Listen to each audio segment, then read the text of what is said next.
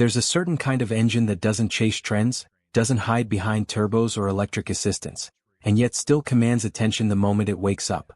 And in a world that's rapidly downsizing, silencing itself, and digitizing everything, this one feels almost rebellious, almost defiant in its existence.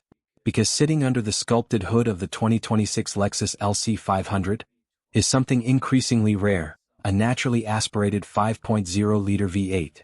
No forced induction, no hybrid assist in this version, just displacement, precision engineering, and a philosophy that values response over numbers on paper.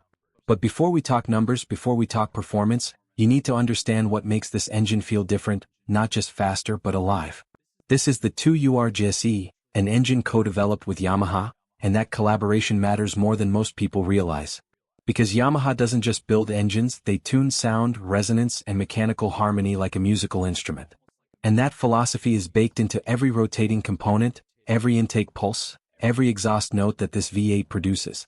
At its core, this is a 5.0-liter V8 with a high-revving character, something you don't typically associate with large displacement engines anymore.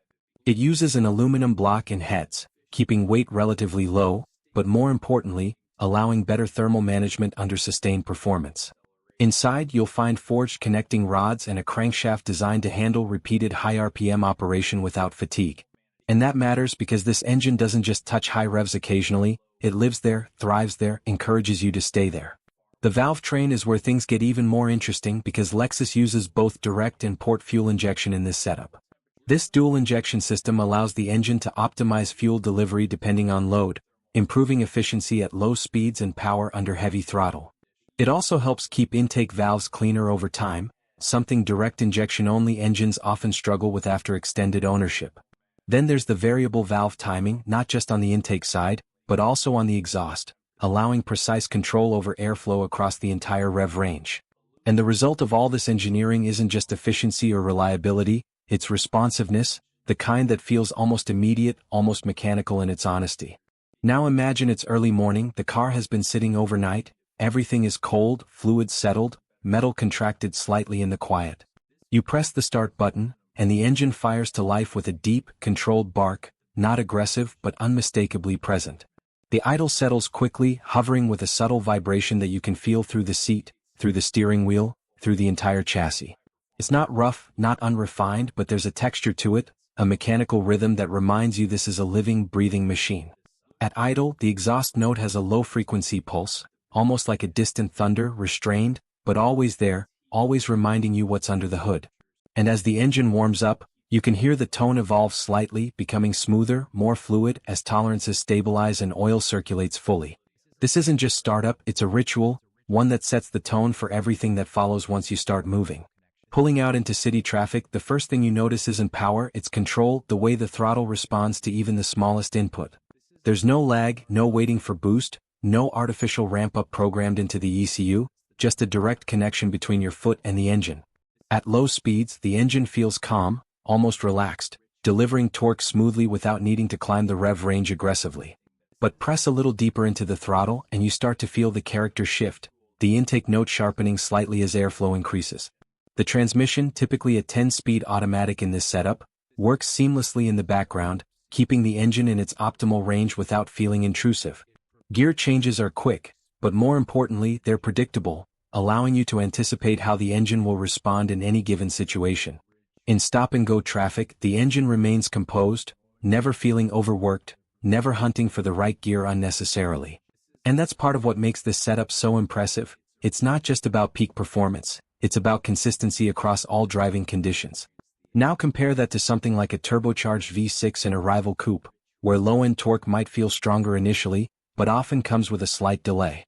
Or even something like a European twin-turbo V8, which delivers massive torque, but sometimes at the expense of linearity and sound character. Here, in the LC500, everything builds naturally, progressively, in a way that feels intuitive rather than engineered for maximum output. And that becomes even more apparent once you leave the city and merge onto an open highway. You're cruising at around 50 miles per hour, engine barely working, revs low, the cabin quiet, almost serene. Then you press the throttle, not all the way, just enough to request acceleration, and the response is immediate, smooth and controlled. There's no kickdown hesitation, no delay, just a seamless surge forward as the engine climbs through the rev range. From 50 to 90 miles per hour, the acceleration feels like one continuous wave, building steadily without peaks or drops. The intake sound becomes more pronounced, the exhaust note deepens, and the entire experience becomes more engaging without becoming overwhelming. And this is where the naturally aspirated design really shines, because the power delivery is completely predictable, completely linear. You always know how much acceleration you're going to get based on how much throttle you apply, and that builds confidence. Now, let's talk about what this engine is actually producing, because by now you've already felt its character, its personality. In this configuration, the 5.0-liter V8 delivers around 471 horsepower, a number that doesn't sound outrageous in today's market. But numbers don't tell the full story here, because it's how that power is delivered that makes this engine special. Peak power arrives high in the rev range, encouraging you to push the engine, to explore its upper limits, rather than short-shifting early. And when you let it climb toward redline, the engine transforms from refined to exhilarating in a way few modern engines can replicate. The sound becomes sharper, more urgent, almost metallic at the top end, without ever becoming harsh or artificial. And that's the Yamaha influence again, tuning not just for performance but for emotional impact, for the way the engine makes you feel. Now, when it comes to 0 to 60 miles per hour, this isn't the quickest car in its class, and that's important to acknowledge. Depending on conditions, you're looking at mid-4-second range, which is quick, but not record-breaking by modern standards. But the way it gets there feels different, more engaging, more connected, because you're not just along for the ride, you're part of the process. Traction plays a role here too, especially since this is typically rear-wheel drive, meaning you have to manage power delivery off the line. Launch control, where equipped, helps optimize acceleration, but there's still an element of driver input that affects the outcome. And that's part of the charm, because it makes each launch feel slightly different, slightly more personal, rather than perfectly repeatable every time. Now let's talk about heat, because high-revving naturally aspirated engines generate a different kind of thermal load compared to turbocharged setups. Under repeated hard pulls, especially in warmer climates, you'll start to see how the cooling system manages sustained performance. Lexus has engineered this system with large radiators, efficient airflow management, and oil cooling to maintain consistent operating temperatures. And in most real-world scenarios, even with aggressive driving, the engine remains stable without noticeable power reduction due to heat soak. That's one advantage of not relying on forced induction: fewer components generating extreme localized heat, and less strain on cooling systems. Now compare that to a turbocharged rival, where repeated pulls can lead to rising intake temperatures and slight performance drop-offs. Here, the consistency is part of the appeal, knowing that the engine will deliver the same response pull after pull without hesitation. And over time, that consistency translates into confidence, not just in performance but in long-term reliability. Because this engine isn't just designed to impress on a test drive, it's built to last, to handle years of use without major issues. Toyota and Lexus have a reputation for durability, and this engine benefits from that philosophy, with robust internal components and conservative tuning. Maintenance, while not cheap, is relatively straightforward compared to more complex turbocharged or hybrid systems. Regular oil changes, proper servicing, and attention to cooling systems will go a long way in keeping this engine running smoothly. Fuel economy isn't its strong point, and that's expected, because a naturally aspirated V8 prioritizes performance and response over efficiency.